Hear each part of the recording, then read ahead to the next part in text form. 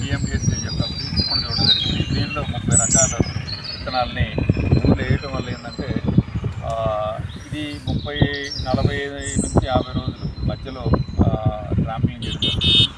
చేసిన తర్వాత ఏంటంటే భూమి యొక్క స్ట్రక్చర్ టెక్స్చర్ రెండు మారిపోతాయి. ఏంటంటే దాని తర్వాత మనం ఏ విధమైనటువంటి ఎరువులు వేయాల్సిన అవసరం ఉండదు. ఎరువులు వేయకుండానే పంటలు పండించుకోవచ్చు. న్యాచురల్గా ప్రీవియస్ చేసిన ఎలా జరిగిందో అలా చేసుకోవడానికి అవకాశం ఉంది. ఈ యొక్క బయోడైవర్సిటీని మనం కూడా ఎంకరేజ్ చేసినట్టు అవుతుంది. అలాగే రైతు సోదరులందరూ కూడా మనకి ఈ రోజుల్లో పశువుల ఎరువు దొరకడం కష్టంగా ఉంది కాబట్టి పంట వేసే ముందు తప్పనిసరిగా ఈ యొక్క పిఎండిఎస్సీ కనుక మీరు వేసుకున్నట్లయితే పంట వేసి ఒక 4 రోజుల ముందు లేదంటే 2 నెలల ముందు 45 రోజుల పంటని కనుక భూమిలో కలిగి ఉన్నట్లయితే మంచి దిగుబడి వచ్చే అవకాశం ఉంది.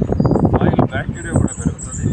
టెంపరేచర్ కూడా అంటే ఎంత వేడి వచ్చినా కానీ ఆ భూమిలో ఉన్నటువంటి సూక్ష్మ పోషకాలన్నింటినీ నివారించి మొక్కకు కావాల్సినటువంటి ఆ హీట్ని తగ్గించి అలాగే మొక్కకు కావాల్సిన తేమను కూడా అందించడానికి ఈ యొక్క పిఎండిఎస్సీ పెట్టడం జరిగింది. అలాగే ఈ పాయింట్స్ గురించి శేషారావు గారు వారి యొక్క అనుభవాన్ని కూడా తెలియజేయమని అందరికీ నమస్కారం అండి. నా పేరు శేషారావు. మరి ఈ భూమిలో మొదటిసారి పిఎండిఎస్సీ చేసాము.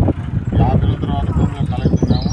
మరో 4 రోజులు భూమి ఖాళీగా ఉంచడానికి కానీ రెండోసారి పిఎండిఎస్సీ చేయడం జరిగింది.